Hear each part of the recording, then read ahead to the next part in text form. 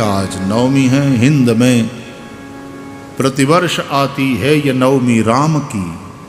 हिंद में प्रतिवर्ष आती है ये नवमी राम की, और राम का सुमिरन करा जाती है नवमी राम की। राम का सुमिरन करा जाती है नवमी राम की। मिथिला में है प्रभु, विदेह नगर में है। वहां सीता जी को गौरी का आशीर्वाद मिला, और यहां पुष्प लेकर के गुरु के पास आए राम लक्ष्मण, तो श्री राम जी को गुरु से आशीर्वाद मिला कि सुफल मनोरथ होहु तुम्हारे।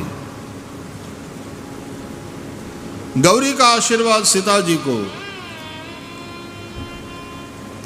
कि तुमने जो अपने मन में सहज सांवरो पति तुमने जो नक्की किया है, मनु जाहि राचेऊ मिली ही सो बर। गौरी का आशीर्वाद सीता जी को, गुरु का आशीर्वाद श्री राम को। युवकों को चाहिए थोड़ी सी समझदारी का विकास होने लग जाए, किसी गुरु की शरण में रहो।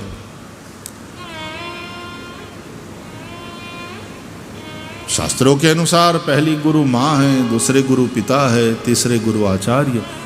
लेकिन कभी कभी बच्चे माँ बाप की नहीं सुनते, वे गुरु के आदेश को तो स्वीकार करते हैं। अज्ञा गुरुणाम ह्यविचारणीया।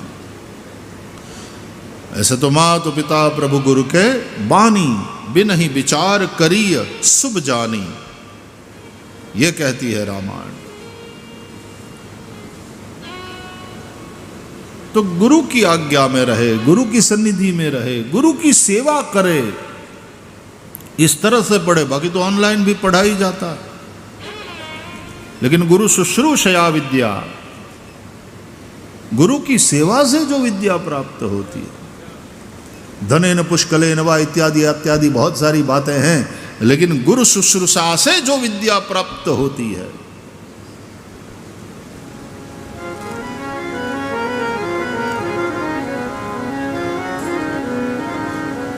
गुरु का आशीर्वाद राम जी को मिला।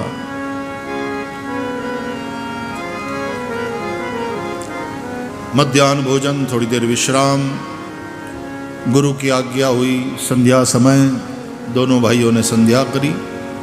प्रभु भी संध्या करते हैं, प्रातः संध्या, सायं संध्या। संध्या करण चले दो भाई। आज भी हमारे द्वारका जी में आओ तो द्वारकानाथ संध्या करते हैं। द्वारका में पुजारी जी द्वारकाधीश प्रभु को संध्या कराते हैं दोनों समय। वैसे त्रिकाल संध्या कही गई है, लेकिन चलो प्रातः संध्या में तो आप मध्याह्न संध्या वाला अर्घ दे देते हो, लेकिन प्रातः संध्या, सायं संध्या द्वारकाधीश प्रभु भी करते हैं, राम जी भी करते हैं। संध्या वंदन करने से, सविता की उपासना करने से बुद्धि तीव्र बनती है। वे बच्चे विशेष प्रतिभाशाली बनते हैं। सायं संध्या करी। पूर्णिमा का पूर्ण चंद्र पूर्व से निकल आया, तो उसको देखकर भगवान राम थोड़ी देर अनुज के साथ सीता के मुखचंद्र की तुलना करते हैं, और श्री राम कहते हैं कि सीता के मुखचंद्र की बराबरी ये आकाश वाला चंद्रमा नहीं कर सकता। क्यों? क्योंकि जन्म सिंधु पुण्य बंधु विष दीन मलीन सकलंक सिय मुख समता पावकिमी चंद बापुरो रंक। राम जी कविता करने लगे। ऐसा होता है जब आदमी प्यार में, प्रेम में एकदम मगन होता है, शायर बन जाते हैं लोग, कविता करने लगते हैं।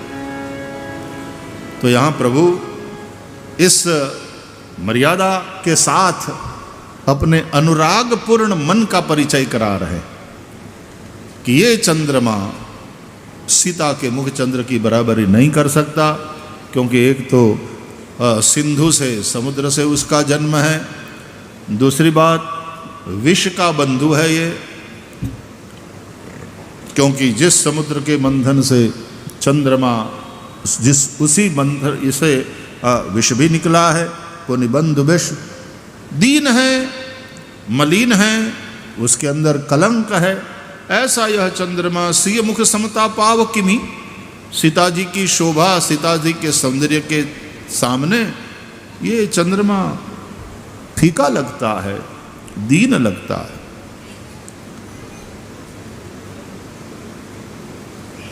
एक आदमी ने अपनी पत्नी को चंद्रमुखी चंद्रमुखी कह करके पुकारना प्रारंभ किया तो पत्नी को लगा कि ये सराहना कर रहे हैं। तो बाद में पता चला कि उसको कुछ रोग हो गया था, उसके चलते गड्ढे हो गए थे गाल में, चेहरे पर, और थोड़ा काला काला भी सब जगह दाग बन गया था। बोले तब से उसने चंद्रमुखी कहना शुरू कर दिया। ये प्रशंसा कर रहा है कि वो कर रहा है? सिय मुख समता पाव किमी चंद बापुरो रंग। तो अब कोई चंद्रमुखी कहे तो सावधान। राम जी ने कहा कि नहीं नहीं, सीता चंद्रमुखी नहीं, चंद्र उसके सामने कुछ भी नहीं। रात्रि विश्राम, गुरुचरण सेवा, बार बार गुरुदेव ने आज्ञा दी। तब दोनों भाई शयन के लिए गए। राम जी सोए, लक्ष्मण जी ने चरण सेवा करी। बार बार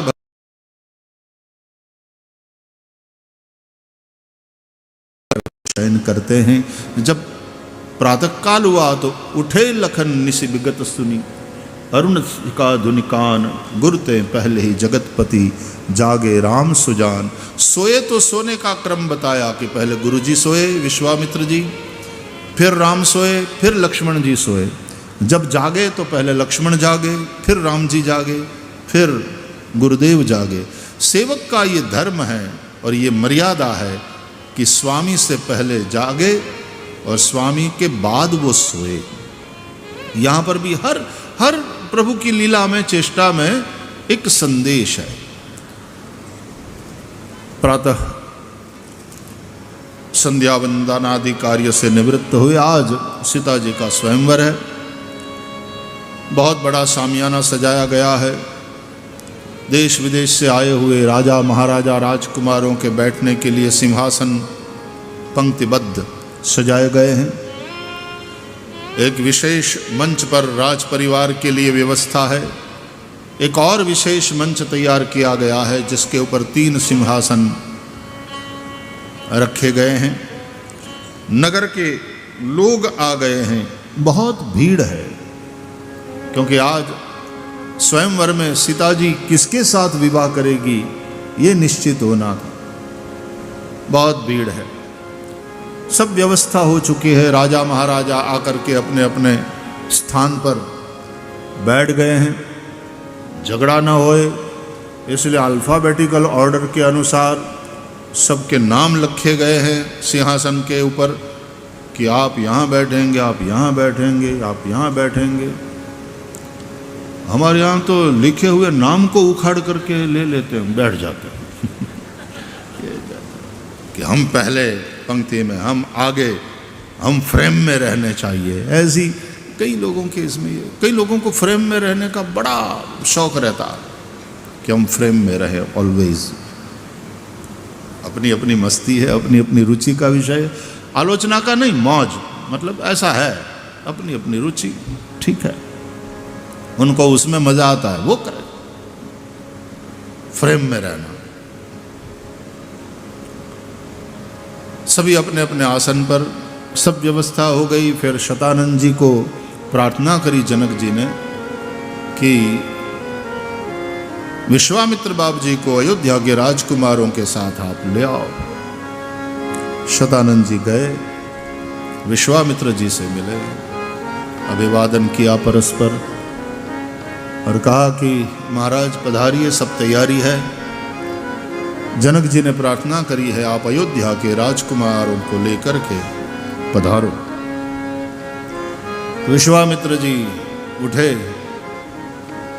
कहा राम लखन चलो जाते हैं, देखते हैं ईसु का ही दौ देई बड़ाई। ईश्वर किसको बड़ाई देता है? तो तुरंत लखन जी चलते हुए पास हो गए गुरुदेव के, हंसते हुए हाथ जोड़ करके बोले, लखन कहा जस भाजन सोई, नाथ कृपा तब जा पर होई। गुरुदेव यश का भागी तो वही बनेगा जिसके ऊपर आपके आशीर्वाद है, मतलब आप आशीर्वाद दे चुके हो, सुफल मनोरथ हो तुम्हारे। लक्ष्मण जी की बात सुन करके सब प्रसन्न हुए। जब पहुंचे तो लोग उठ खड़े हो गए, क्योंकि जिसके नाम रूप गुण की चर्चा पूरी मिथिला में हर जबान पर थी, सब लोग वास्तव में तो उसको देखने वहां पर भीड़ इकट्ठी हो गई है।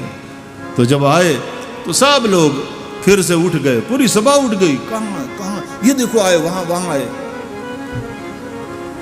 राम जी और लक्ष्मण जी का दर्शन करके लोग प्रसन्न हो रहे हैं। बहुत भीड़ हो गई। जनक जी के सैनिकों ने आकर के मार्ग बनाया और भीड़ से लाते हुए विश्वामित्र जी को राम और लक्ष्मण के साथ वो जो विशेष मंच बनाया था, सब मंचन ते मंच एक सुंदर विशद विशाल, वहां ला करके बैठाया गया। जनक जी ने अभिवादन किया विश्वामित्र जी का, सारी व्यवस्था बताया और अभिप्राय भी लिया कि महाराज सब ठीक लग रहा है, एनी सजेशन। तो विश्वामित्र जी ने सब व्यवस्था देख करके बोले, कहा भली रचना मुनि नृपसन कहे। संतों का, महापुरुषों का अभिप्राय लिया जाता था, वो एकदम स्वस्थ निष्पक्ष रहता था। जनक जी ले आए और बिठाया आसन पर। राम जी और लक्ष्मण जी गुरुदेव के दोनों तरफ जो सिंहासन थे थोड़े वहाँ पर विराजमान हुए। सभी राजा अपने अपने स्थान पर, महाराज जनक अपने सिंहासन पर। आज्ञा हुई और सीता जी सखियों के साथ वहाँ पर पधारी। सखिया मंगल गीत गा रही है और सीता जी जब पधारी, सीता जी जब रंगभूमि में पधारी, रंग भूमि जब सिय पगुधारी, तो सीता जी की सुंदरता देखकर मोहे नर नारी, नर और नारी सब मोहित हुए। भाई नर मोहित होए बात ठीक है, नारी कैसे मोहित होगी सीता जी का सौंदर्य देखकर? क्योंकि मोहन नारी नारी के रूपा, पन्नगारी यह नीति अनूपा। नारी नारी के रूप में कभी मोहित नहीं होती। तो कहते हैं एक तो मोह का कारण होता है, जब नारी नारी में मोहित होती है तो वो मोह श्रृंगार विषयक होता है। वाह इसकी साड़ी कितनी सुंदर है, वाह इसका नेकलेस क्या अद्भुत है, इसने कितना अद्भुत श्रृंगार किया है, वो श्रृंगार विषयक मोह होता है। या तो मोहे नर नारी, रंग भूमि जब सिय पगुधारी, दोनों बात, सीता सिय, और यहां पगुधारी का अर्थ किया है राम। भृगु का पग, लात मारी है ना, तो वो लांछन है, उसको धारण किया है भगवान ने अपने वक्ष पर। तो सिय और पगुधारी, तो आज दोनों को एक साथ देख रहे हैं मिथिला के लोग। तो देख रूप मोहे नर, इसमें जितने देश विदेश से आए हुए राजकुमार थे, और नारी पगुधारी के सौंदर्य में। इस तरह से बहुत सारे अर्थ मानस के चिंतकों ने बताए हैं। जनक जी ने आज्ञा करी बिरदावली उच्चारित करके, और फिर बंदी जनों ने जनक जी की प्रतिज्ञा की घोषणा करी। दीप दीप के भूपति नाना, देश विदेश के आए हुए महाराजाओं, बीच में ठीक सुंदर मंच सजाया गया था, उसके ऊपर शिव धनुष्य रखा गया था। हे राजाओं, हे महाराजाओं, हम अपने हाथ को उठाकर हमारे महाराज जनक जी की प्रतिज्ञा की घोषणा करते हैं।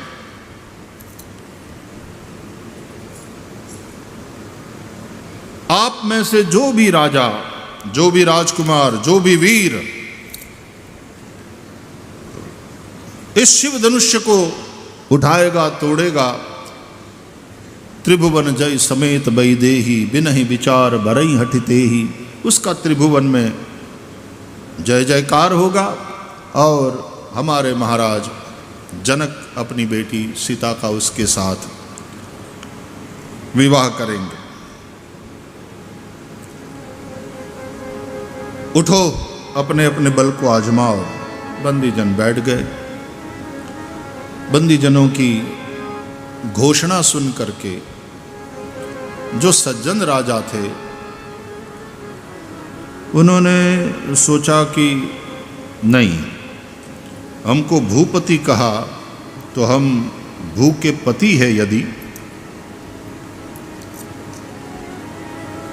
सीता जी भूपुत्री है तो फिर हमें सीता को प्राप्त करने के हिसाब से नहीं उठना चाहिए, ये ठीक नहीं है। अभिमानी राजा उनका, तो फिर तुम लोग पीछे बैठो, हमको आगे आने दो, काहे को भीड़ कर रहे हो आगे आगे। एक के बाद एक उठने लगे।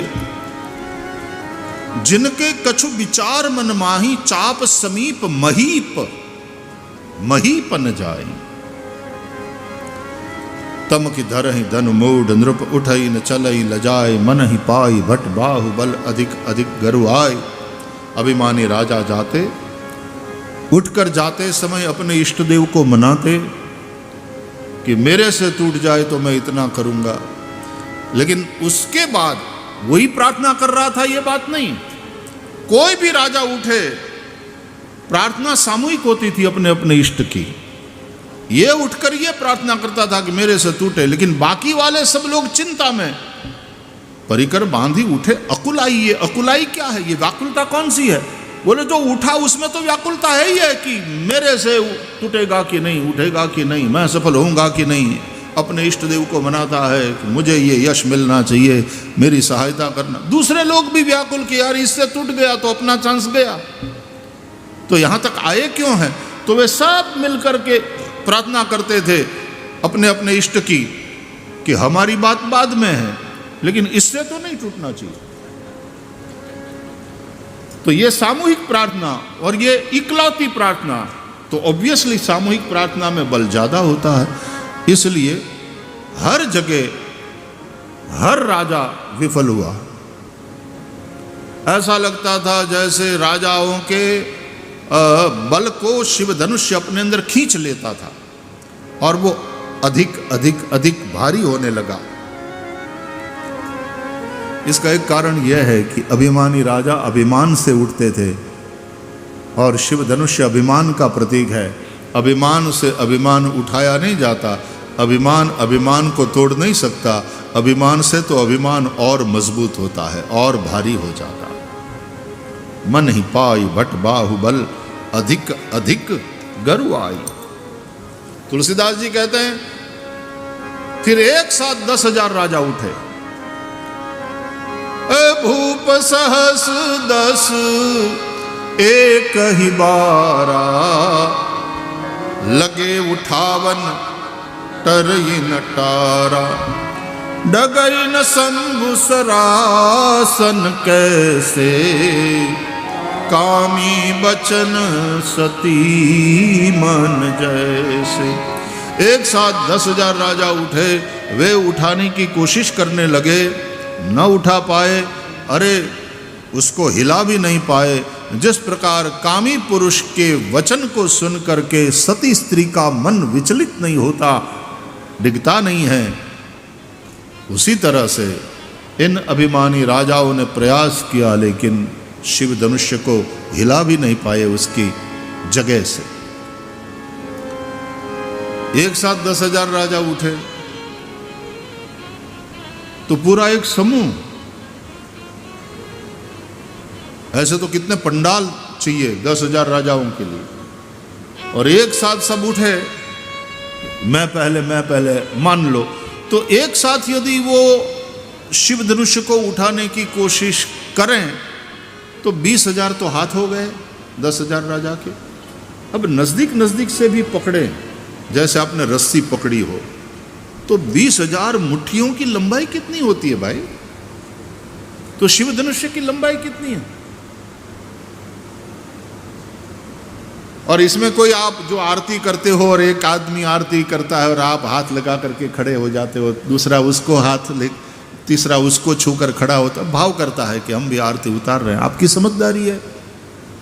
तो उस तरह से तू तोड़, मैं तुझे हाथ लगा के खड़ा हूं। और फिर सीता किसको बरे, अच्छा हुआ नहीं टूटा, टूट गया होता तो अब 10,000 में से सीता जी किसको बरे। फिर कुछ ऐसा होता कि अब 10 आपस में लड़ो, 9,999 गुजर जाओ, एक जो वीर बचेगा उसके साथ सीता जी बोले नहीं, भूप सहस 10, इसमें 2 भूप का उल्लेख है। सहस का अर्थ सहस्रार्जुन और 10 का अर्थ दशानन, ये भी आए। सहस्रार्जुन भी आया 1000 हाथ वाला और 10 मुख वाला दशानन भी आया, उसने भी प्रयास किया, लगे उठावन टरई नटार। इस तरह से रामायणी लोग संकेत करते हैं उन राजाओं की ओर भी। तो ऐसा यह महान धनुष किसी से नहीं उठाया गया। या तो भूप सहस 10, एक ही 12 वार दिन, एक दिन में 10,000 राजा अपना भाग्य आजमा चुके, कोई सफल नहीं हुआ। या तो 10,000 में अंक तो एक का ही है, बाकी तो सब शून्य है। माना कि हर शून्य के साथ संख्या 10 गुना बढ़ जाती है, लेकिन वो तब जब एक को आगे करे और शून्य पीछे रहे, तो हर शून्य के साथ संख्या 10 गुना बढ़ेगी। लेकिन यदि एक को पीछे धकेल करके शून्य आगे हो जाए, तो जितने शून्य लगेंगे एक उतना ही पीछे चला जाएगा और संख्या उतनी ही छोटी बनती, आंकड़े बढ़ेंगे, फिगर बढ़ेंगे, वैल्यू कम होती चली जाएगी, कीमत कम होती चली जाएगी।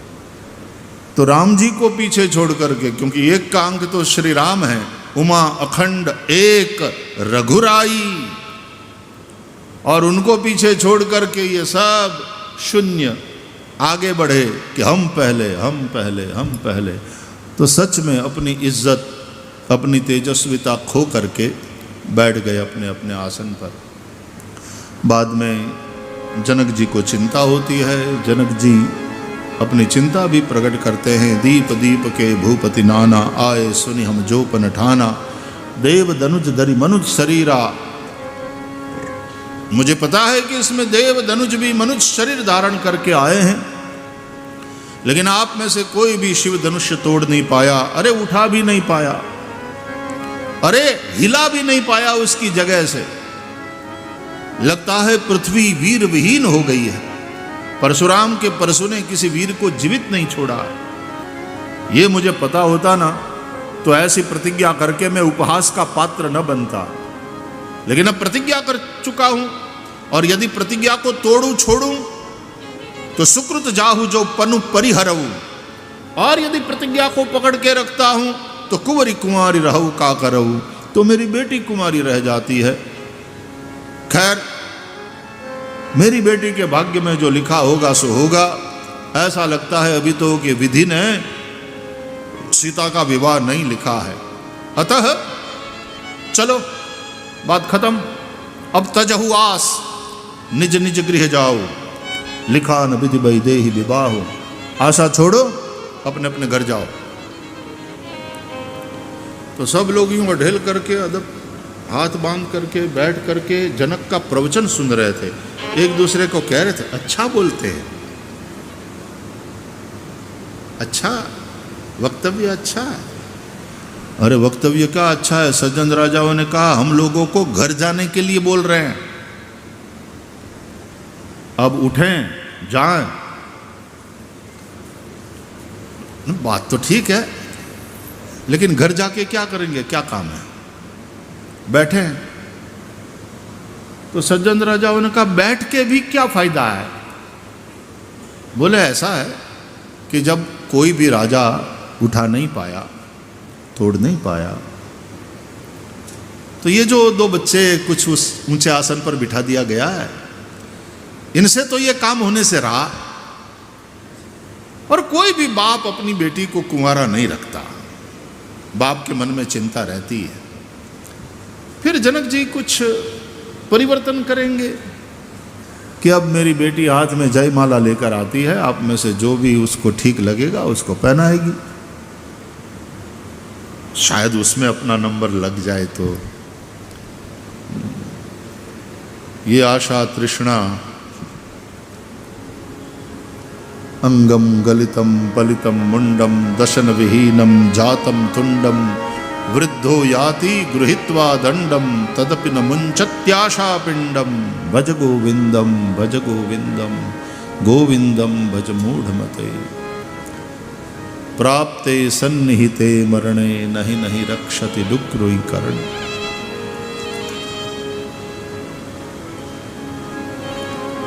जब जनक जी ने ऐसे वचन कहे, विश्वामित्र जी के बाईं ओर बैठे हुए सुमित्रा नंदन लखन जी का खून गर्म हो गया।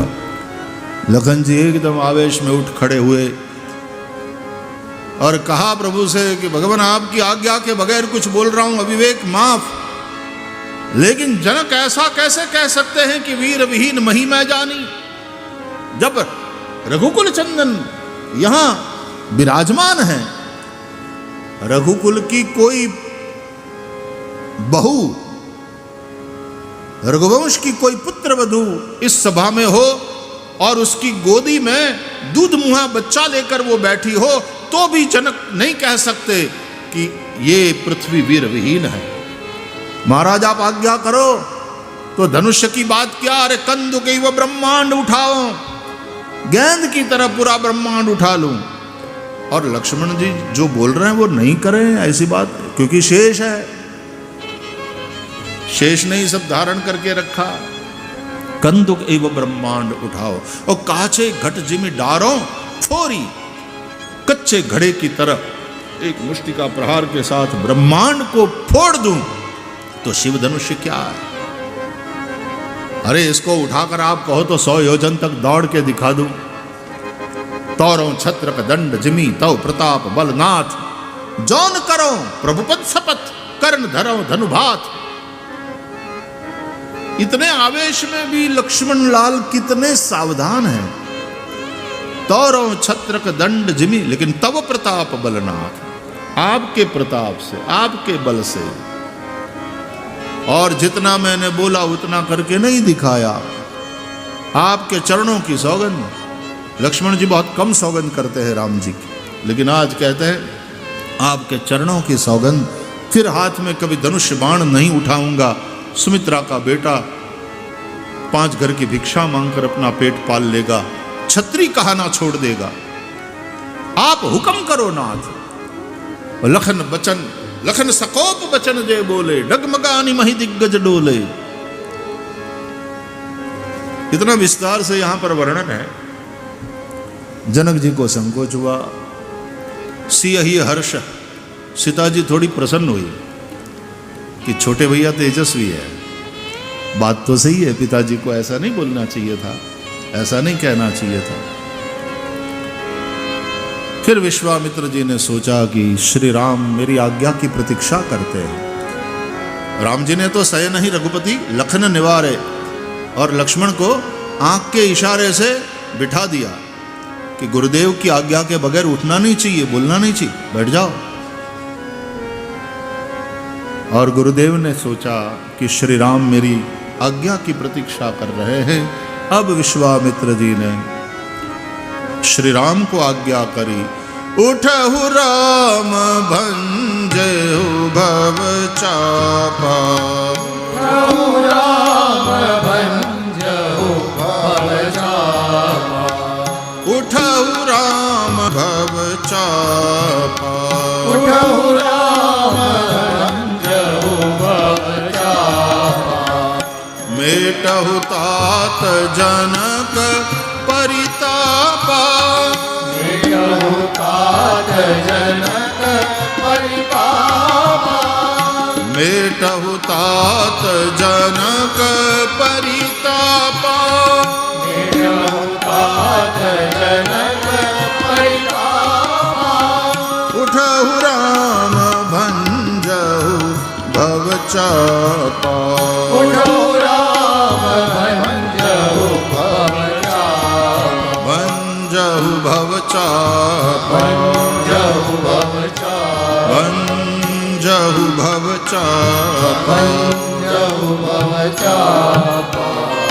राम उठो, शिव धनु भंग करो। क्यों? कोई नहीं कर पाया, तुम करके दिखा दो बेटा। ये भाव नहीं है। मेटहु तात जनक परितापा। ये जनक जी को जो चिंता हुई है ना कि कोई तोड़ नहीं पाया, मेरी बेटी कुंवारी रह जाएगी, जनक जी के उस परिताप को, उस चिंता को मिटाने के लिए उठो। नहीं तो कभी कभी दूसरों के बच्चे नहीं कर पाते और अपना बच्चा करने में सक्षम हो तो कभी कभी माँ बाप कहते हैं कोई नहीं कर पाया, जा बेटा तू करके दिखा दे सबको। और हो सकता है कि बच्चा करके दिखा भी दे, लेकिन उससे फिर बच्चे में अभिमान बढ़ने की संभावना हो जाती। कभी भी ऐसा नहीं करना चाहिए कि दिखा दो सबको ना। मेटहु तात जनक परितापा। जनक को जो परिताप हुआ, चिंता हुई, उसको मिटाने के लिए उठो। राम गुरुदेव की आज्ञा सुन करके उठे। सुनि गुरु बचन चरण सिरुनावा। पहली बात, राम जी अपनी इच्छा से नहीं उठे। अनुराग एक बात है, लेकिन यहां अपनी इच्छा से राम नहीं उठे, गुरु की आज्ञा के चलते उठे हैं। दूसरी बात, उठकर पहला काम किया, गुरु के चरणों में वंदन। सुनि गुरु बचन चरण सिरुनावा। दूसरे सभी राजा अभिमान से उठते थे, यहां श्री राम की निर्भिमानता, विनम्रता। अभिमान से अभिमान नहीं उठता, अभिमान से अभिमान नहीं टूटता। वहां तो विनम्रता चाहिए, गुरु के प्रति दीनता चाहिए।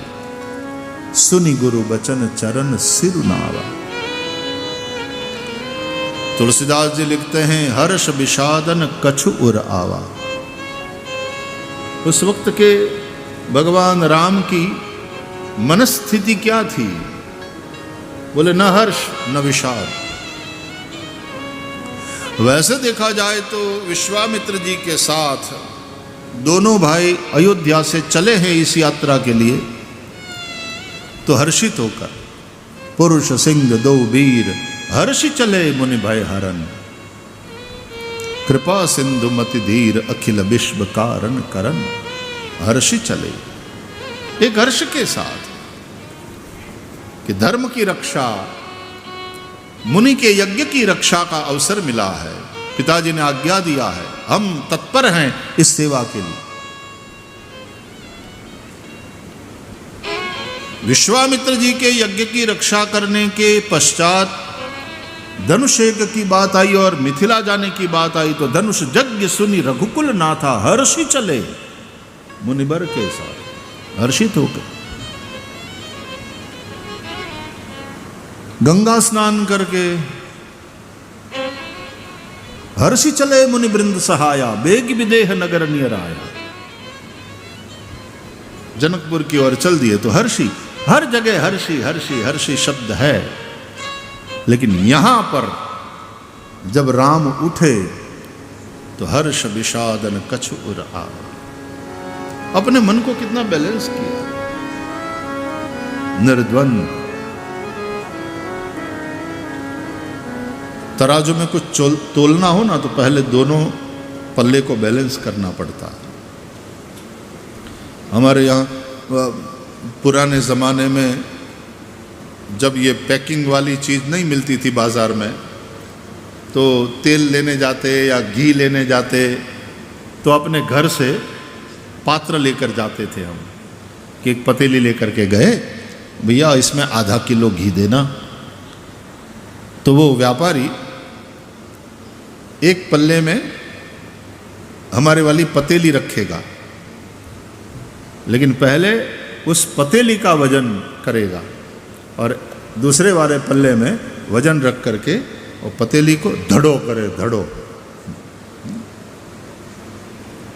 दोनों को बैलेंस करेंगे और फिर आधा किलो वाला वजन इसमें रखकर और इसमें आधा किलो घी तौल कर देगा। ये पद्धति थी। उठाना था शिव धनुष्य को, उसको उठाना है तो ये वाले पल्ले में वजन रखना पड़ेगा ना, तो पतेली वाला पल्ला उठेगा। बैलेंस करेंगे तो उसको उठाना है, क्योंकि वो भी गुरु हो चुका है। गुरु यानी वजनदार, भारी, अधिक अधिक गरु आई। शिव धनुष भी गुरु भारी है, उसको उठाना है और तोड़ना है।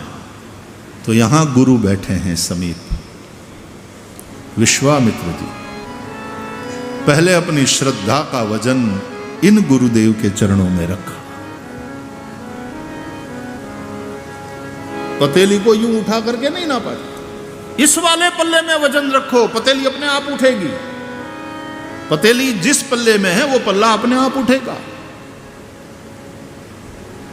और ज्यादा वजन रख दो तो एकदम ऊपर। तो राम जी की गुरु श्रद्धा, गुरु के प्रति जो भावना है, गुरु के प्रति जो श्रद्धा, इतनी भारी, इतनी वजनदार, जैसे ही यहां गुरु के चरणों में नमन किया, हकीकत में तो उसी समय उठ गया शिव धनुष। हर्ष विषादन कछु उर आवा। जब भगवान उठे लोगों के सामने अपने मंच से, तो उदित उदय गिरि मंच पर रघुबर बाल पतंग बिकसे संत सरोज सब हर्षे लोचन भृंग। जैसे सूर्योदय हुआ, और सूर्योदय होते ही प्रकृति में जो परिवर्तन देखने को मिलता है उसका तुलसीदास जी ने बड़े ही सुंदर शब्दों में वर्णन किया। बिकसे संत सरोज सब। जब सूर्योदय होता है तो कमल खिल जाते हैं, तो संत रूपी कमल खिल गए प्रसन्नता से।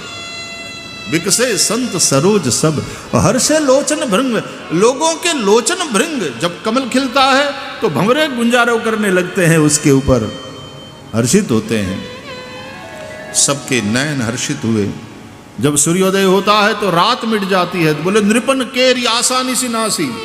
अभिमानी राजाओं के मन में अभी भी जो आशा थी कि शायद सीता भी रात में जयमाल लेकर आवे और उसमें अपना नंबर लग जाए, तो वो वाली आशा रूपी रात्रि समाप्त हो गई। नृपन केरी आसानी सी नासी और बचन नखत अवलीन प्रकाशी। बहुत सुंदर वर्णन तुलसीदास जी ने किया। राम जी जब उतरे मंच से नीचे, क्योंकि मंच की बात है तो सीढ़ियां होगी, जब उतर रहे हैं राम जी तो ठव निजुबा मृगराज ल जाए। जैसे कोई शेर किसी टेकड़ी के ऊपर से उतर रहा हो, उस अदा से राम उतरे और उतरकर फिर चलकर जहां शिव धनुष रखा गया था मंच पर, वहां जाने लगे। मत मंजुबर कुंजर गामी, सहज ही चले सकल जग स्वामी। मत मंजुबर कुंजर गामी, सहज ही चले। कोई व्याकुलता नहीं, कोई उतावल नहीं, कोई पैनिक नहीं, कहीं नहीं। हर्ष विषादन कछु आवा, एकदम बैलेंस। हमारे जो खिलाड़ी क्रिकेट खेलते हैं और थोड़े ही ओवर बचे हैं और फिर वर्ल्ड कप जीतना है, तो उस वक्त जो खिलाड़ी मैदान में आता है तो उस स्ट्रेस को किस तरह से मैनेज करना, वो खिलाड़ी को आना चाहिए। नहीं तो बहुत स्ट्रेस के चलते वो पैनिक हो जाए और फिर शॉट लगाने में गलती कर दे तो कैच दे बैठेगा। मन एकदम स्थिर। हर्ष विषादन कछु रावा। स्ट्रेस मैनेजमेंट की बात भी सीखने लायक है रामायण की कथा से। ऐसे चले जैसे मत मंजुबर कुंजर गामी, जैसे हाथी जा रहा। दूसरे कवियों ने कहा तुलसीदास जी, एक मिनट एक मिनट एक मिनट, काव्य दोष है। आपने पहले शेर की उपमा दी, फिर हाथी की। उपमा उत्तरोत्तर बढ़नी चाहिए। अब शेर के बाद हाथी की उपमा, तो आपने उपमा को कम कर दिया, तो ये तो उचित नहीं है। और दूसरी सबसे बड़ी गलती कि हाथी की चाल की उपमा महिलाओं को दिया जाता है, पुरुष को नहीं। महिलाएं जिसकी चाल सुंदर हो तो गजगामिनी कहा जाता है उसको, पुरुष गजगामिना नहीं होता। तो सहज ही चले सकल जग स्वामी, मत मंजुबर कुंजरगामी। तुलसीदास जी ने कहा, कहने का तात्पर्य है जब राम रूपी हाथी बढ़ रहे हैं शिव धनुष्य की ओर, तो जिस प्रकार नगर से कोई हाथी निकले तो ग्राम सिंह जो होते हैं ना, कुत्ते, वो हाथी को देखकर बहुत भौंकते हैं, पीछे पीछे जाते हैं, बहुत भौंकते हैं।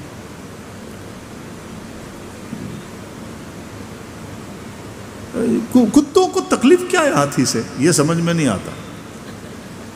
पहली बार आया है बेचारा नगर में, कुत्ते उससे पहले कभी मिले नहीं, कुत्तों का हाथी ने कुछ बिगाड़ा नहीं, वो कुत्तों को इतनी तकलीफ क्यों होती है कि हाथी को देखते ही भौंकना शुरू कर देते हैं?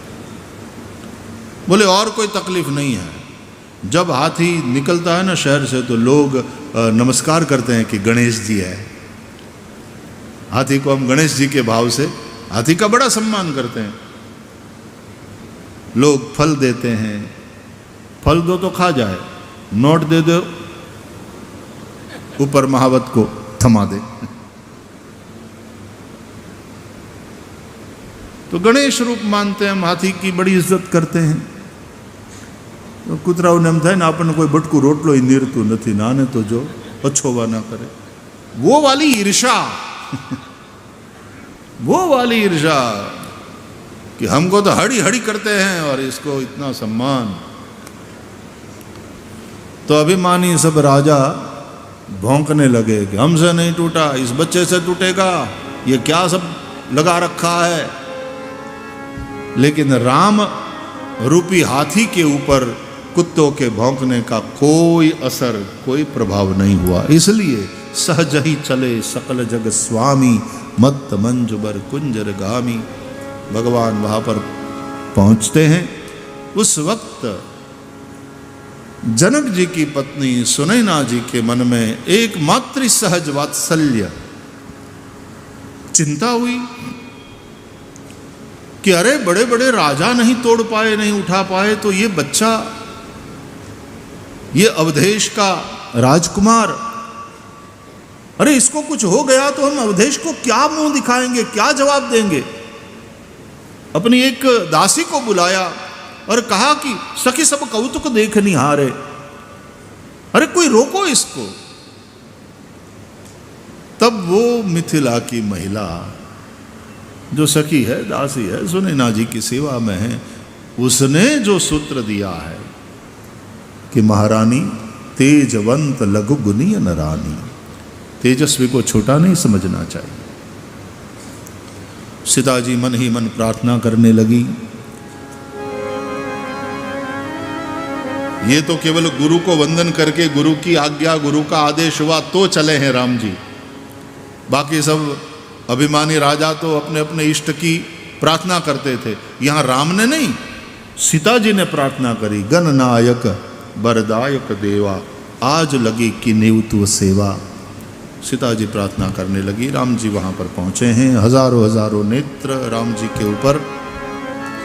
भगवान राम धनुष्य के पास जाकर के धनुष्य को देखते हैं, फिर सीता को देखते हैं, फिर धनुष्य को देखते हैं, फिर सीता को देखते हैं कि कहाँ इसकी कठोरता और कहाँ उसकी कोमलता। उस कोमलता को बरने के लिए कठोरता को तोड़ना होगा। वास्तव में भक्ति रूपी सीता का वरण तब संभव है जब जीवन से कठोरता को तोड़ दिया जाए। कठोरता और भक्ति कोई संबंध नहीं। जहां करुणा है, कोमलता है, प्रेम है, दया है, कठोरता नहीं, अभिमान नहीं। जहां अभिमान हो वहां भक्ति का तो सिंहासन ही है दीनता। तो जहां अभिमान है और जहां भी अभिमान है वहां व्यवहार में कठोरता होगी। शिवधनुष गर्व कठोर, बड़ा भारी है और कठोर, गर्व कठोर विदित सबका। सीता जी कभी राम जी को देखें, हाथ में जयमाल के साथ खड़ी हैं, कभी राम जी को देखे, फिर कभी धरती को देखे, राम जी को देखे, धरती को देखे, मानो कह रही हो, कुछ आंखों आंखों में बात हो गई, मानो कह रही हो कि आप विलंब कर रहे हो, शायद मेरी धीरज की परीक्षा कर रहे हो, लेकिन मैं धरती की बेटी हूं, धरती में जो धैर्य होता है वो धैर्य मुझ में है। या तो ये भी कि अब जल्दी करो सरकार, नहीं तो धरती से आई हूं फिर धरती में चली जाऊंगी, जल्दी करिए। राम जी ने विचार किया, मेरी ऊंचाई से भी शिव धनुष की लंबाई ज्यादा है। किशोर राम, तुलसीदास जी के तिथि पत्र के अनुसार 15 साल उम्र है इस वक्त राम जी की। एक छोर को पकड़ लूं, उठा भी लूं और फिर उसको तोड़ना है तो किस तरह से करूंगा, मन में योजना बना रहे हैं। वो होता है हर खिलाड़ी हर फेंके हुए बॉल को ठीक से समझ करके फिर कैसे इसके साथ व्यवहार करना, ये अपनी नीति फ्रैक्शंस ऑफ सेकंड में नक्की कर लेता है और अकॉर्डिंगली वो प्ले करता है कि इसको जाने देना है, इसको केवल टच करना है, कि ये फुल टॉस आया है 6 ले लो इसमें, तद अनुसार अपनी एक नीति नक्की करता है खिलाड़ी। राम जी अभी तो सब तैयारी करके खड़े हैं, हजारों हजारों नेत्र श्री राम के ऊपर, सबकी सांसें ऊपर चढ़ी हुई। वर्ल्ड कप का last match, last over, last ball, 4 run चाहिए और उस वक्त बॉलर जो फिर दौड़ता है तो क्या एक्साइटमेंट होता है पूरे स्टेडियम में। हजारों हजारों नेत्र भगवान राम के ऊपर। अचानक विश्वामित्र जी की बाईं ओर बैठे हुए लक्ष्मण जी उठ खड़े हो गए। तो विश्वामित्र जी ने कहा, तुझे क्या हो रहा है? हो जाता है आज भी, नहीं कई लोग स्टेडियम में खड़े हो जाते हैं। पता नहीं आज क्रिकेट के साथ कैसे कनेक्शन हो गया इस कथा का। तो मुझे तुझे क्या हो रहा है? बोले इसलिए भगवान कि भगवान श्री राम शिव धनुष तोड़ने के लिए उठ खड़े हुए हैं प्रभु। जब वे धनुष को तोड़ेंगे इतनी भयंकर आवाज होगी कि पृथ्वी का गोला कहीं दिशाओं के दिक्पालों के मुंह से इसके छोर छूट जाएं और ब्रह्मांड में कहीं भी चला जाए, ऐसा न हो। अतः ये शेष है। उठ करके अपने पग के अंगूठे से धरती को ठीक से दबाया, स्थिर किया, दिशाओं के दिक्पालों को सावधान किया और भगवान श्री राम ने क्या कब झुके, कब उठाया और कब तोड़ा कोई देख नहीं पाया, कोई समझ नहीं पाया। और ते ही क्षण मध्य राम धनु तोरा, भरे भुवन धुनि घोर कठोरा। ते ही राम धनु तोरा, भरे भुवन धुनि घोर कठोरा। ते ही क्षण राम मध्य धनु तोरा, भरे भुवन धुनि घोर कठोरा। ते ही क्षण राम धनु तोरा, भरे भुवन धुनि घोर कठोरा। भुवन घोर कठोर, रव रवि बांधि तजि मारग चले। करहि दिग्गज ढोल, महि महि कोर कुरुम कलवरे। सुर असुर मुनि कर कान दीने, सकल विकल विचारहि। ओ दंड खंडे राम तुलसी, जय वचन उचारहि। को दंड खंडे राम तुलसी, जय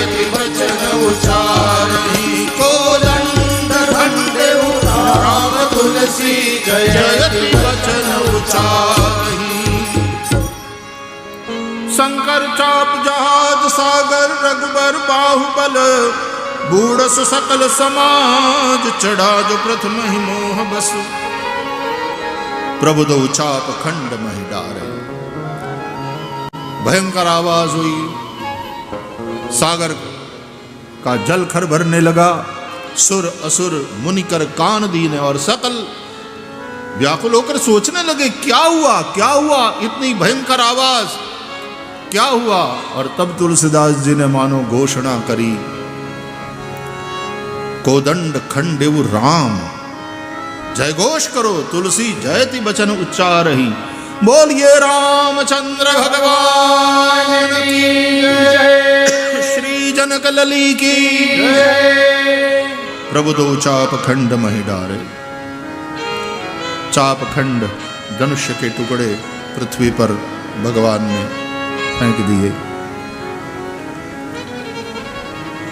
चारों तरफ जय जयकार होने लगा, तालियां बजने लगी, बाजे नभ गह गहे निशाना, देव वधु नाचही करी गाना। देव वधु नाचने लगी, देवता आनंद मनाने लगी, बंदी मागध सब लोग स्तुति, मंगल बाजे बजने लगे।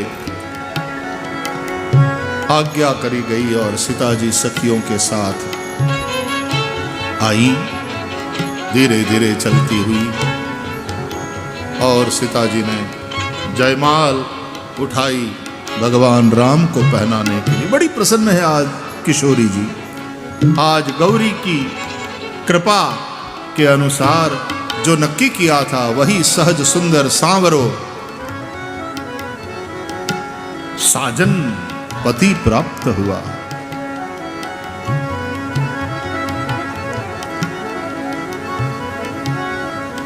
उठाए हाथ, प्रेम विवश पहिराई न जाए। सीता जी का मुख नीचे है, मुख पर प्रसन्नता और लज्जा के भाव है, हाथ उठाया है। राम जी थोड़ा सिर झुकाए हैं, प्रेम विवश पहिराई न जाए। एक भाव यह है कि सीता जी नहीं पहरा रही है, वेट करा रही है। क्यों?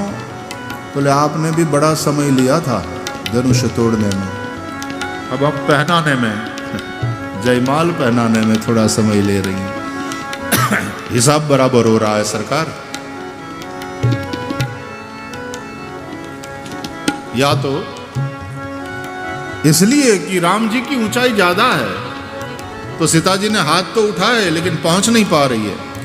राम जी ने झुकाया है सिर, वो तो ठीक है, कमर से थोड़ी झुकेंगे, एक मर्यादा है दुल्हे राजा की भी। लक्ष्मण जी समझ गए, गुरुदेव को वंदन करके दौड़ कर वहां पहुंचे और राम जी का अभिनंदन करते हुए, अभिनंदन सरकार कह करके लक्ष्मण जी ने प्रणाम किया। जैसे ही चरण में झुके हुए लक्ष्मण को उठाने के लिए राम झुके, मौके का फायदा उठाया और सीता जी ने उसी वक्त भगवान के गले में जयमाल डाल दिया। बोलिए सीताराम चंद्र भगवान की जय, जनक लली की जय, श्री रामचंद्र भगवान की जय, लखन लाल की जय। जय जयकार हुआ। अब अभिमानी राजाओं के अचानक भान हुआ कि क्या हो गया। तब अभिमानी राजाओं ने बलवा बोल दिया, विद्रोह कर दिया। जनक जी चिंतित, लक्ष्मण जी की आंख का रंग बदलने लगा कि प्रभु का काम प्रभु ने किया, अब यदि गुरुदेव मुझे अनुमति दे तो बाकी वाला काम मैं कर लूं, इन सबको उनके धाम नहीं प्रभु के धाम पहुंचा दूं। जनक जी चिंतित कि अभिमानी राजाओं के विद्रोह को किस तरह शांत किया जाए।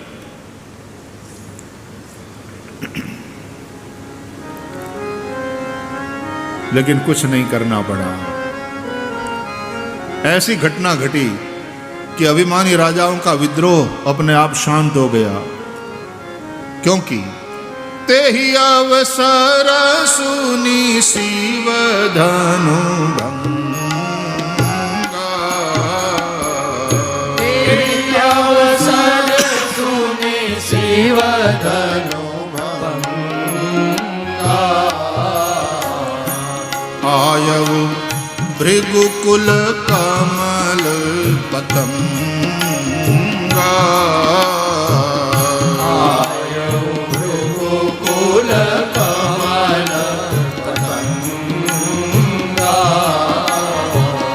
भृगुकुल कमल पतंग परशुराम जी महाराज शिव धनु भंग की बात सुन करके वहां पधारे। अभिमानी राजा परशुराम जी को देखते ही एकदम डर गए कि अरे भार्गव महाराज यहां पर। पितु समेत कही कही निज नामा, लगे करण सब दंड प्रणामा। अपने पिता के समेत अपना नाम बता बता करके सब लोग दंडवत प्रणाम करने लगे परशुराम जी महाराज को। पुरानी यादें ताज़ा करने लगे। बाप जी आप हमारे घर आए थे, 2 दिन रुके थे, मैं आपके चरण की सेवा करता था, पहचाना मुझे? मैं फला फला राजा का पुत्र।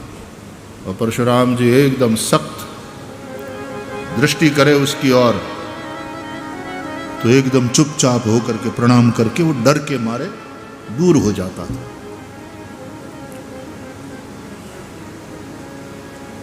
जनक जी बड़े प्रसन्न कि महाराज आप जब भी पधारते हो तो मुझे प्रसन्नता होती है, लेकिन आज तो विशेष प्रसन्नता हो रही है क्योंकि आप ठीक समय पर आए हो, वरना मुझे चिंता थी कि इन अभिमानी राजाओं का विद्रोह कैसे शांत किया जाए। आप ठीक समय पर पधारे हो। लक्ष्मण जी को आने वाले इस महानुभाव में बड़ा कुतूहल हुआ। वाह, पूरा शरीर का सौष्ठव क्षत्रिय वाला है, लेकिन फिर ऊपर जटा, गले में माला, मृग चर्म, वेश मुनि का। अब यदि मुनि है तो हाथ में कमंडल होना चाहिए, दंड होना चाहिए। यहां तो भाथा है, बाण है, धनुष्य है, और यहां फरसा है, त्रिपुंड्र है। क्या कंट्रास्ट है! ये कौन है? कुतूहल हुआ लक्ष्मण जी को। जनक जी ने आकर के प्रणाम किया।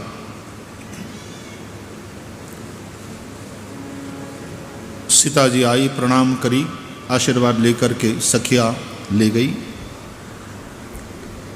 विश्वामित्र जी आगे आए, अभिवादन किया, पधारिए भृगुनंदन। परशुराम जी ने भी विश्वामित्र जी का अभिनंदन किया।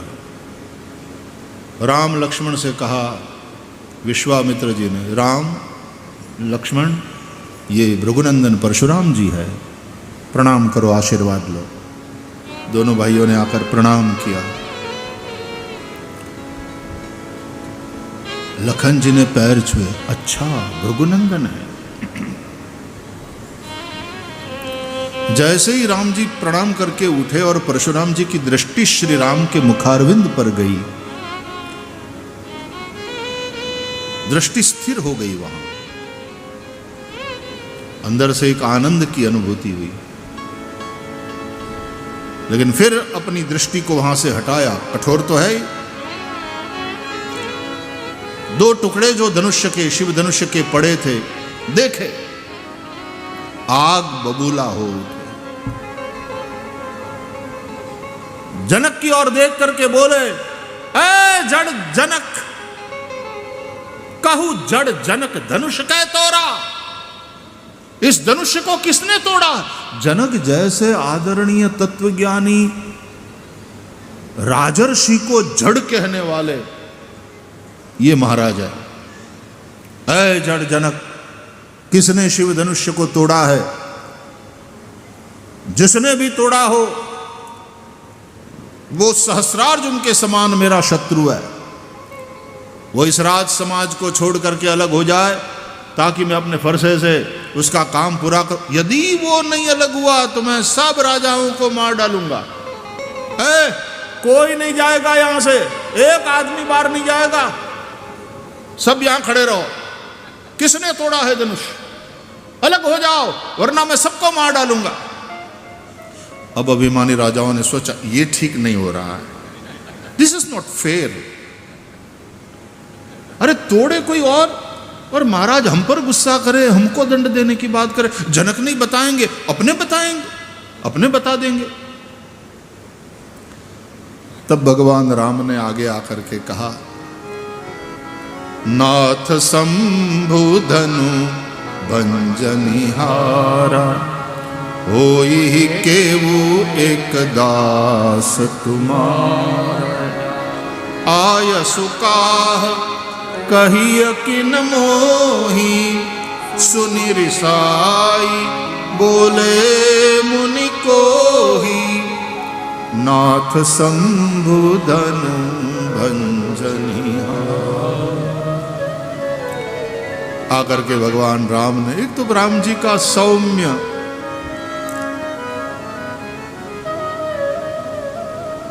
क्या शालीन व्यवहार,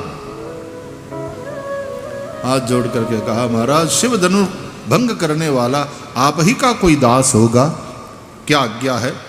आप मुझसे क्यों नहीं कह रहे हैं, क्या आज्ञा है? सुन करके परशुराम जी गुस्सा हुए। सुनो, सेवक सो जो करे सेवकाई। सेवक उसको कहते हैं जो सेवा करे, ये तो अरि करनी है। सुनहु राम जहि शिव धनु तोरा, सहस बाहु समसो रिप मोरा। अलग हो जाए तुरंत वो आदमी, नहीं तो मैं सबको मार डालूंगा। लक्ष्मण जी मन ही मन मुस्कुराए, सोचे महाराज का स्वभाव अपने जैसा है। राम जी शांत है, महाराज तेज है, मुझे आनंद आएगा इनके साथ। विश्वामित्र जी की आज्ञा लेकर के बीच में आ गए। लक्ष्मण जी बोले, भगवान बहु धनु ही तोरी लरिकाई, कबहु न असिरिस कीनी गुस्सा। हमने बचपन में खेल खेल में ऐसे कई धनुष तोड़ डाले, किसी ने इतना गुस्सा नहीं किया। हम तो क्षत्रिय है, बचपन से ही धनुष से खेलते हैं, हम गुड़िया बुड़िया और डिंगला से खेलते नहीं हैं, हम खिलौने से नहीं खेलते। हमारा तो खेल ही, हमारे खिलौने यही है। बचपन में कई धनुष तोड़ डाले, कभी किसी ने ऐसी रीस नहीं की, ऐसा क्रोध नहीं किया। लगता है ये वाला धनुष आपको बहुत ज्यादा प्रिय था, यही धनु पर ममता के ही हेतु। एक तो कोई दो बात कर रहे हो, उसमें कोई तीसरा आकर के बीच में कूदे, तो कभी कभी गुस्सेल आदमी को तो गुस्सा उसके, तू तो आग हो जरे जे, तू क्यों बीच में आता है? मैंने तुझसे पूछा, डॉट डापण तो कर तो नहीं तो मारा जो वो गाड़ो। फिर परशुराम जी और लक्ष्मण जी की जो टक्कर होती है, बड़ी सुंदर कथा है। रामलीला में ये संवाद जब होता है तो लोगों को बड़ा आनंद आता है। वैसे भी हिंदुस्तान में दो के बीच में झगड़ा हो तो 100-150 तो रोड पे प्रेक्षक मिल जाते हैं कि क्या हुआ, क्या हो रहा है। बड़ा सुंदर संवाद है। लक्ष्मण जी जो भी करते हैं बोलते हैं तो परशुराम जी के क्रोध की अग्नि में जैसे आहुति देते हैं। जब क्रोध की आग और तेज हो जाती है तो राम जी आते हैं आगे और फिर अपने व्यवहार से, अपनी शालीनता से, अपनी विनम्रता से, जैसे वो थोड़ा पानी का काम करते हैं, थोड़ा शांत करते हैं अग्नि को। बार बार परशुराम जी परशु दिखाते हैं और लक्ष्मण के कहते हैं कि परशु बिलोक महीप कुमारा, तू मेरे मुनिवेश को मत देख। ओए इस कुल्हाड़ी को देख, इस परशु को देख, क्षत्रिय कुल द्रोही हूं। एक घाने बेकट का भांगी ना खूब। तो लक्ष्मण जी ने कहा, महाराज आप गणित में कितने मार्क आते थे आपको? अब पूछा है मोटा, आपको गणित में कितने अंक मिलते थे?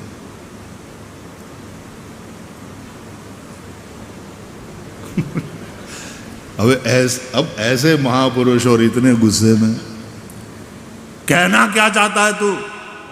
बोले महाराज गणित में भागाकार के वो प्रश्न आते हैं, तो उसमें जैसे 25 का भाग 6 से करो तो 4 से चलेगा, 6 चौके 24 और 25 में से 24 को निकाल दो तो शेष रहता है 1, उसको क्या कहते हैं? शेष। शेष को फिर भाग सकते हैं, वो शेष है। तो ये भागने की बात कर रहे हैं और सामने लक्ष्मण शेष है, उसको भागना संभव नहीं।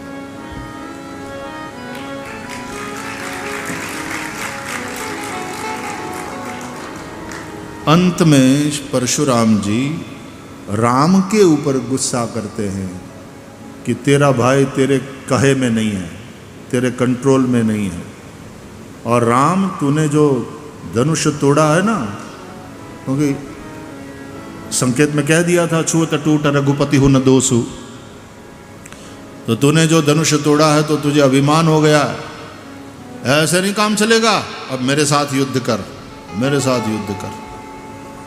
राम जी ने कहा महाराज आपका हमारा युद्ध कैसे हो सकता है? हम तो सब प्रकार आपसे हारे हैं। राम मात्र लघु नाम हमारा, ऊपर सुसहित बड़ नाम तिहारा। मेरा नाम तो केवल राम है, आपका नाम परशुराम है।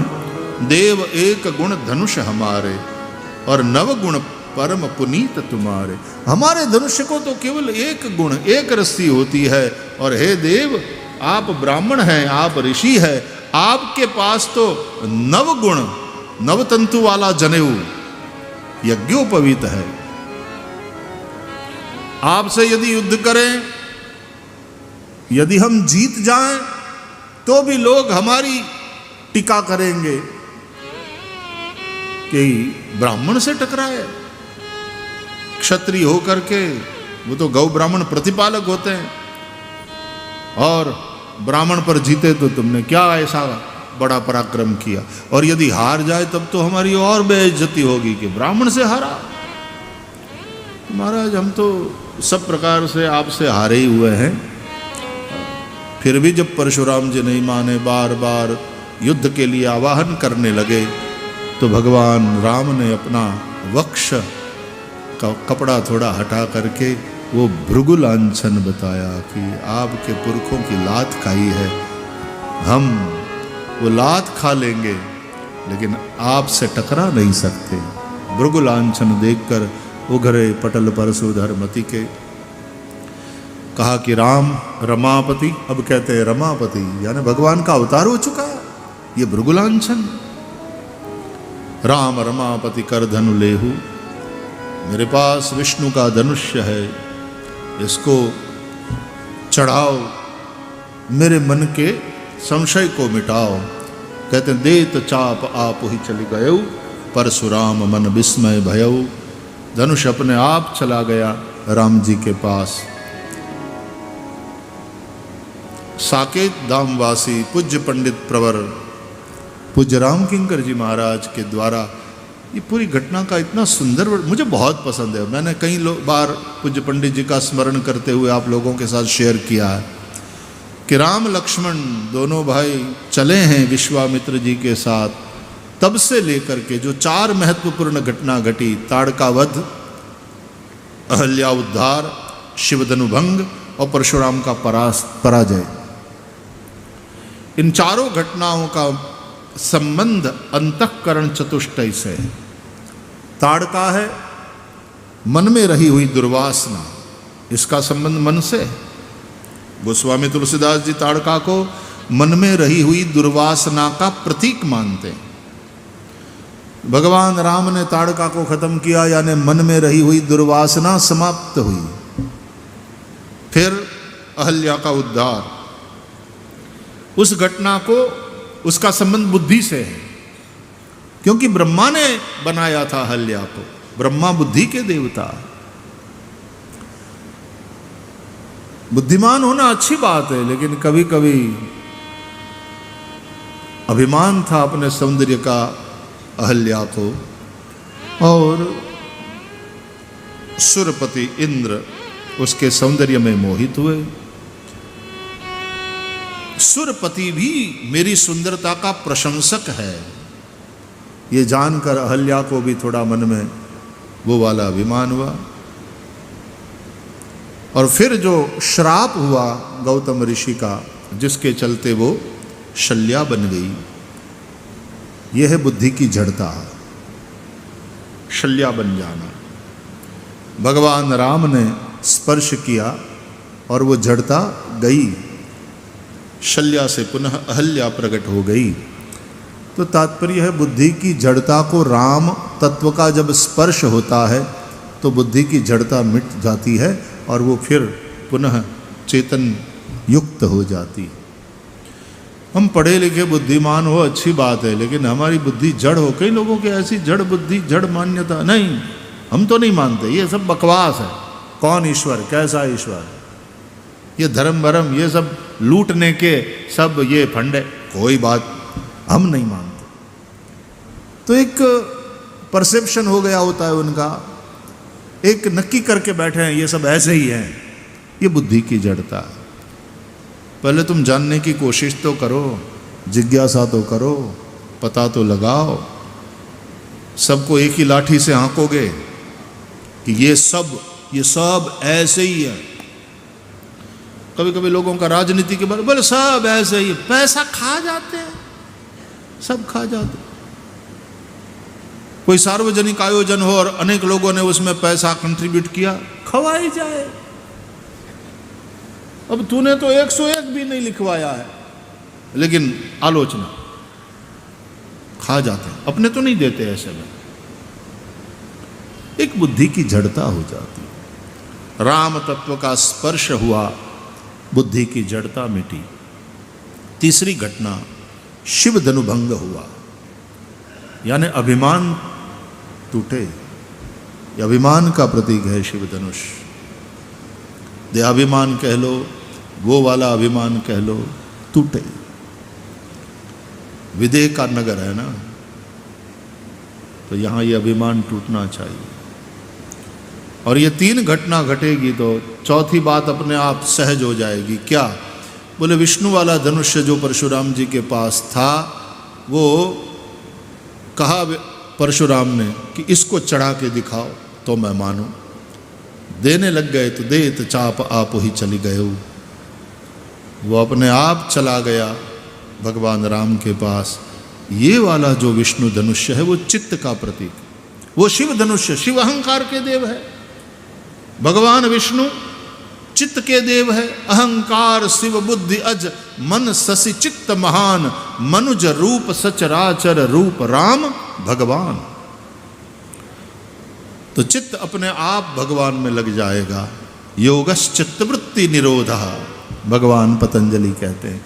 और जब ये चारों बातें हो जाएगी तो फिर जिस तरह से जनक जी ने कृतकृत्यता का अनुभव किया, मोहि कृत कृत्य कीन दुह भाई, अब जो उचित सो कहिए गोसाई। सब कृतकृत्यता का अनुभव। तो कथा तो घटना एक एक लीला तो है ही है, लेकिन पूज्य पंडित जी ने क्या इसका सुंदर भाव। और खैर मानस का मंथन जो पूज्य रामकिंकर जी महाराज ने, बहुत सारे हमारे डॉक्टर श्रीनाथ जी मिश्र, श्रीनाथ मिश्र जी काशी वाले, वे भी आकर के हमको वहाँ सांदीपनी में एक नवरात्रि में सुनाए। वो यस्यांके च विभाति भूधर सुता पर बोले थे नवो दिन। पूज्य मामा जी क्या रामायण के सुंदर सुंदर भाव। और बहुत से रामायणी महापुरुष हैं जो रामायण के बहुत दिव्य दिव्य सुंदर भाव प्रकट करते हैं। तब पता रामायण के प्रति अनुराग कराने वाले, भगवान राम में प्रेम भक्ति बढ़ाने वाले यही तो संत महानुभाव है। प्रभु पद प्रगट करावत प्रीति, भरम मिटावत भारी। ऐसे इन महापुरुषों का स्मरण होता है तो मन बड़ा। हमारे साकेत धामवासी पूज्य राजेश जी रामायणी, उनका तो संगीत, उनकी तो खुद की रचनाएं, वे भी सांदीपनी में आकर के एक बार राम कथा सुनाए। हम लोग बड़भागी है कि हमको यहाँ से, अयोध्या से, जनकपुर से, इधर से उधर से रामायणी और भागवतकार महानुभाव आकर के हम पर कृपा बरसाते हैं, सुनने का हमें अवसर मिलता। तो पूज्य पंडित जी का ये भाव बड़ा अद्भुत। कल मैं यहाँ भी कारसेवकपुरम के पास में ही पूज्य पंडित जी का स्थान है यहाँ अयोध्या जी में, तो श्रद्धेय मंदाकिनी दीदी के पास और वहाँ प्रणाम करने गया था। वहाँ पूज्य पंडित जी का स्थान है। तो यहाँ पर भी एक काशी के पास भी उनका एक पैतृक गांव है, तो वहाँ पर भी हम प्रणाम करने चले गए थे। वैसे जबलपुर में उनका प्रागट्य और फिर कानपुर में, काशी में भी और वृंदावन में भी पूज्य पंडित जी ने कई बार, अब क्या कहना, उनकी कथा, उनका चिंतन बड़ा अद्भुत। तो विशेष करके ये वाला तो जो चिंतन है वो प्रायः मैं हर कथाओं में याद करता हूँ। परशुराम जी दोनों भाइयों की स्तुति करके और दोनों से क्षमा मांग करके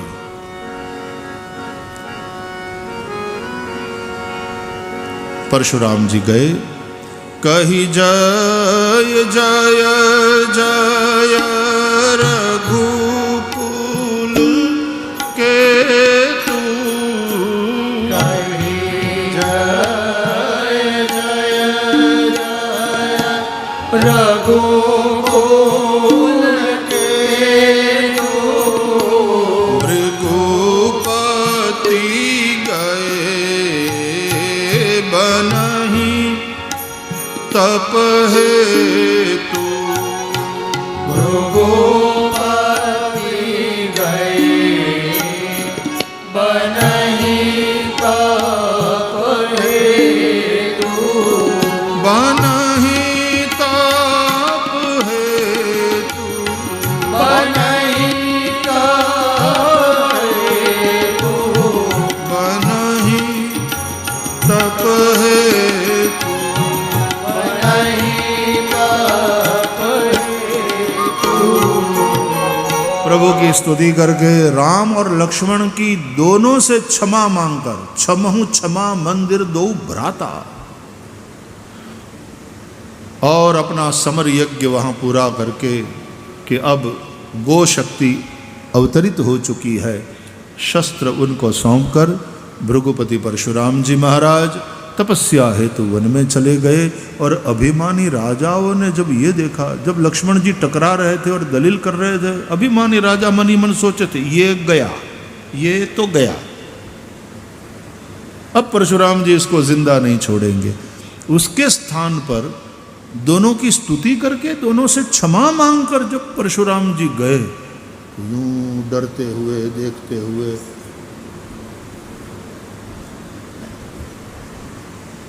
कमाल हो गया भाई, कमाल हो गया। परशुराम जी इनकी स्तुति किए, क्षमा मांगे और सारा काम छोड़ करके वन में चले गए। हालो आपड़े घर भेगा था अपने भी चलो। और अभिमानी राजा वहाँ से अपने अपने घर चले गए। सज्जन राजा वहाँ रुक जाते हैं।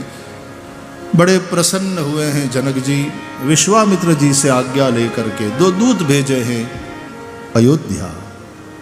महाराज दशरथ को सब समाचार पहुंचाया है। खाटी मीठी दोनों प्रकार की बातें उस चिट्ठी में लिखी थी। रही गए कहतन खाटी मीठी। और फिर बारात लेकर के महाराज दशरथ आते हैं। मिथिला में भगवान राम का और सीता जी का मंगल विवाह होता है। इतनी लंबी कथा, इतनी सुंदर कथा, इतनी रसपूर्ण कथा और इतनी मधुर भाव से भरी ये कथा है। अपने पाठ भी करते हैं हर नवरात्रि में, तो कितना आनंद आता है जब इन प्रकरणों को देखते हैं। और पूज्य मामा जी जब सीपीए मिलन महोत्सव कराते थे और उन लीलाओं का दर्शन कराते थे, और भी जो एक रस की सृष्टि होती थी, क्या कहें। आज भी मिथिलावासी सब लोग, और मिथिला वाले तो उसी रस में डूबे रहते। वो तो फिर सीता जी को विदाई नहीं करते। किस तरह से विदाई को टाल रहे थे वो पूज्य राघवाचार्य जी महाराज ने बताया अपने वाल्मीकि रामायण की जब कथा सुना रहे थे कि अब तो ये है, अब तो जाना ठीक नहीं है। फिर एक महीना बोले अब तो ये आ गया, अब तो बोले सीता जी का जन्मदिन नज़दीक है, तो फिर ऐसे में कैसे हम विदा करें, अब रुक जाओ आदि आदि। तो मिथिलावासी तो उसी मधुर रस में डूबे हुए हैं। और उस मधुर रस की परंपरा वाले कई संस्थान यहाँ अयोध्या में भी है। तो लक्ष्मण किलाधीश जी का जो स्थान है, ऐसे कई स्थान हैं। पूज्य मामा जी भी उसी रस के संवाहक थे और उस रस का अनुभव कराते थे। सीताराम जी का विवाह हुआ, फिर तो जनक जी और कुशकेतु ने अपनी अन्य 3 कन्याओं को भी शेष तीनों भाइयों के साथ विवाह किया है। फिर प्रभु पधारे हैं अयोध्या। अयोध्या में स्वागत हुआ तीनों दुल्हा और चारों दुल्हा और चारों पुत्र वधुओं का। माताएं चारों पुत्र वधुओं को देखकर बड़ी प्रसन्न हो रही है। कुलाचार वेदाचार के अनुसार सारी विधि संपन्न हुई है।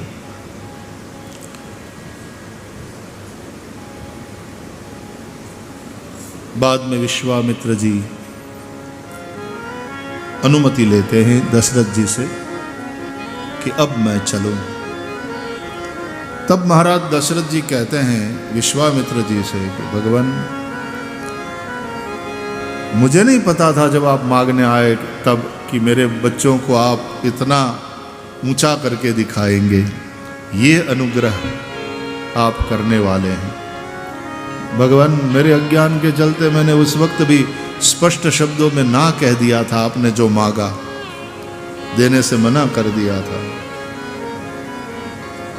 आज आप जा रहे हैं तो आज भी आपको मैं क्या दूं? मैं तो आपसे मांग रहा हूं। क्या? बोले भगवान, मेरे बच्चों पर ऐसी ही कृपा, ऐसा ही आशीर्वाद बनाए रखिएगा और समय समय पर अयोध्या पधारते रहिएगा, हमें दर्शन देते रहिएगा। राम लक्ष्मण को हृदय से लगाकर सबको आशीर्वाद दे करके विश्वामित्र जी फिर अयोध्या से अपने आश्रम की ओर चले जाते हैं। मार्ग में राम के शील स्वभाव, श्री राम के साथ बीते हुए एक एक दिन का स्मरण करते हुए, जो दिव्य यादें थी उसका स्मरण करते हुए श्री विश्वामित्र जी अपने आश्रम की ओर चल दिए। इति वदति तुलसीदास शेष मुनि मम हृदय कंज निवास कुरु हमारि हृदय कंजनम। श्री रामचंद्र कृपालु भज मन हरन भव भय दारुणम नव कंज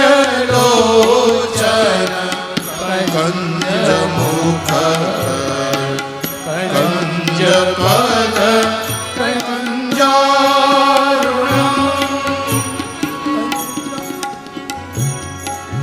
भगवान का स्मरण करते हुए विश्वामित्र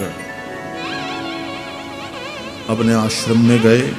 गोस्वामी तुलसीदास जी बालकांड को विराम देते हैं। निज गिरा पावनी करण कारण राम जस तुलसी कहो। रघुबीर चरित अपार बारिधि पार कवि को ने लहो। लेकिन फिर उपबीत ब्याह उछाह मंगल सुनिज सादर गावही। बैदेही राम प्रसाद तेजन, क्योंकि अब तो जुगल जोड़ी है। बैदेही राम प्रसाद ते, उन दोनों की कृपा से तेजन सर्वदा सुख पावही। सिय रघुबीर विबाहु जय सब प्रेम गावही सुनहि। तिन कहूँ सदा उछाहु मंगलायतन राम जस। सुख का आशीर्वाद दे करके बालकांड को विराम दिया है।